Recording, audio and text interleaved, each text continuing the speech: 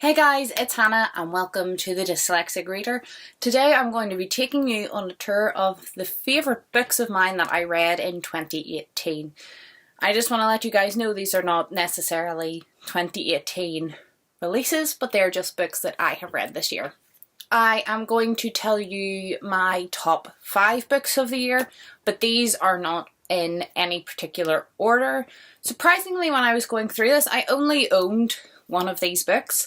The other ones that were all my favourites were all borrowed from the library, so I'm guessing it was a good year for library books, but I will obviously put cover art in so that you guys know what I am talking about. So I'll start off with the one that I own because it's handy for me to grab. It's over in my orange section, and that is The Twining by Terence Blacker.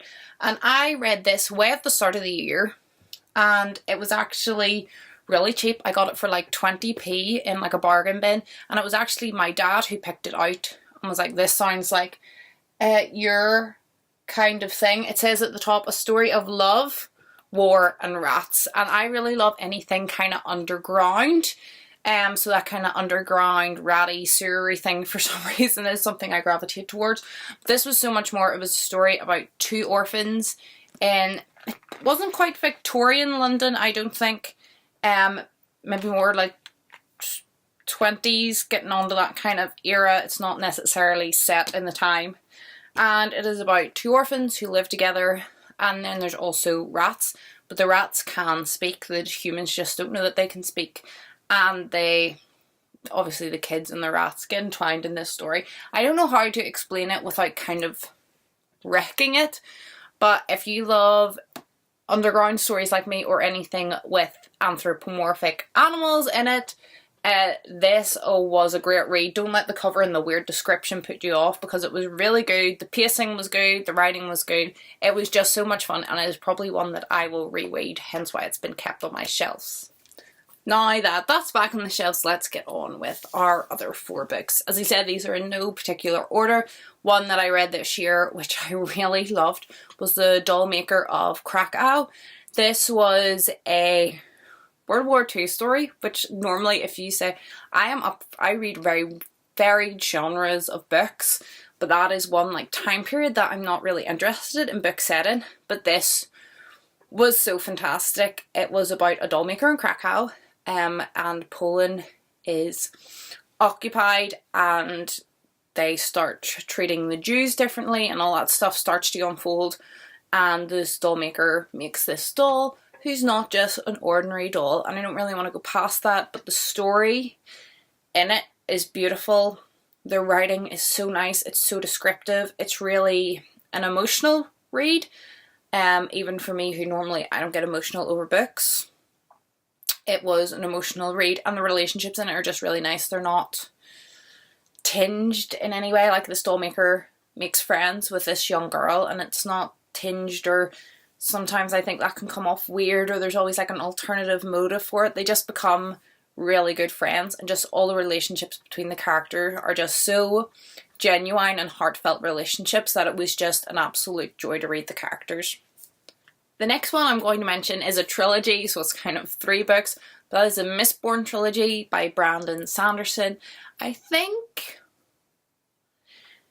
the 3rd one, the ending is possibly the best ending of any book or series that I have ever read. It was so mind-blowing. It was sort of the book, like, out of what I thought was going to end.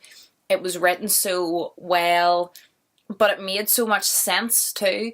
So it was really enjoyable. But I think out of the 3, Well of Ascension, which was the 2nd one, was my favourite. I don't know why.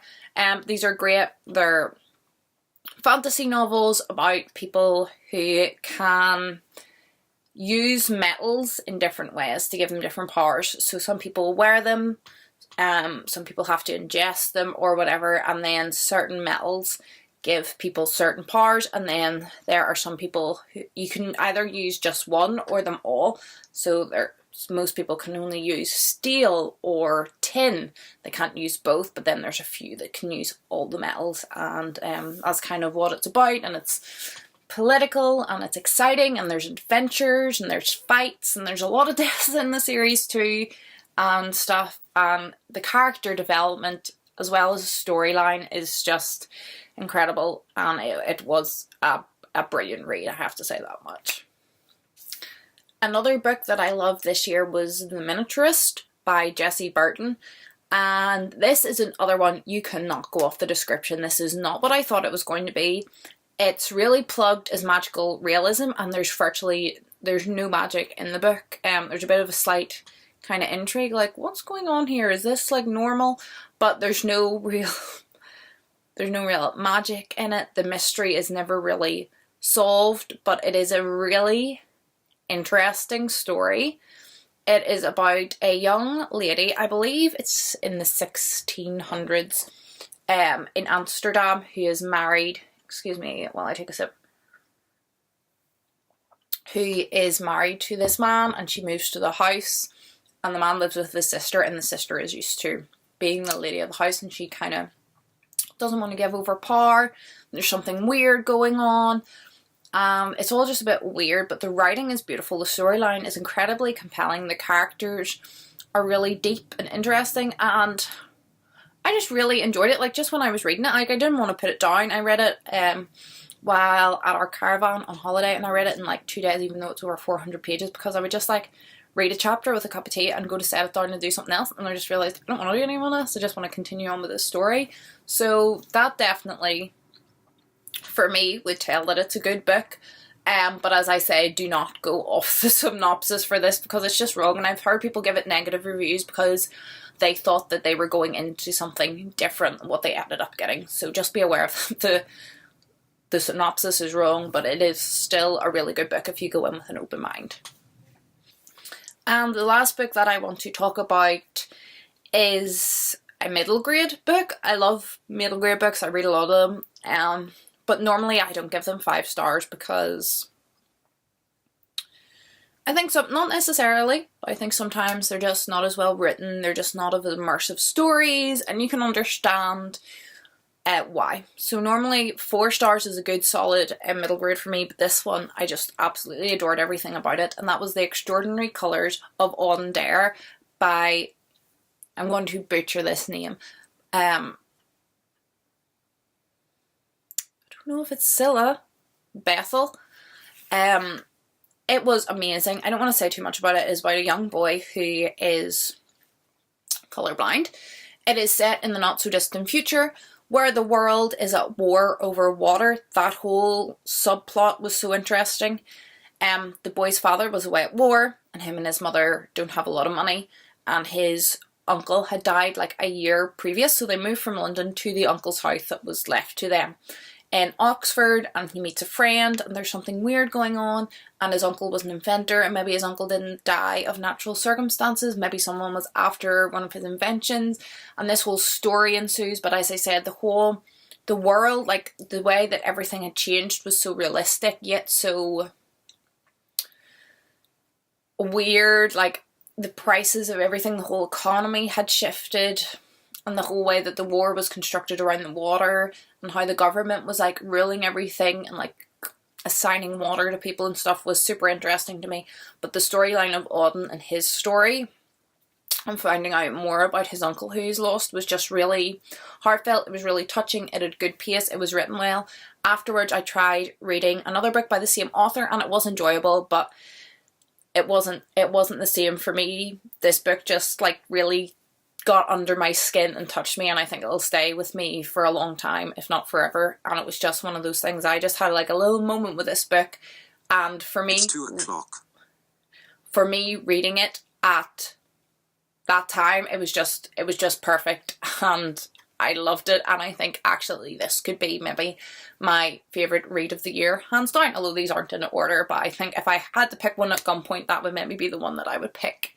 I also want to give 2 honourable mentions before I finish this video up to series that I read this year and really enjoyed. One of them, I have got like 20 pages left to finish the series, so I will finish it this year. And the other one I'm halfway through, but I'm really enjoying it. One of them is the Mortal Instruments, the Shadowhunter series by Cassandra Clare. I'm only 3 books into this, but it's just fun. I'm just enjoying it. It's not a great masterpiece. I don't think I'm completely obsessed with it. I've never read them before and I thought I would give them a go, and I'm finding the storyline fun and I just have a good time when I'm reading them. And the other is the Underland Chronicles by, what do we call the girl that wrote the Hunger Games? Suzanne Collins. It's a middle grade series too, about, again, underground, and there's weird creatures and like a whole human race underground, and our main character goes underground and finds out there's a whole set of prophecies about him that he has to fulfill, and that's just, again, just really good fun and just a series that I have really enjoyed this year. That is it for this video. Stick around, there'll be lots of videos over the next coming days about best books and worst books and goals for the next year and a reflection on this year and all that kind of good end of the year stuff. So if you're not subscribed, please consider doing so. Hit the button down below so that you can keep up with all of the bookish things. I hope you're all happy, I hope you're all healthy, and hopefully I'll see you in my next video. Goodbye.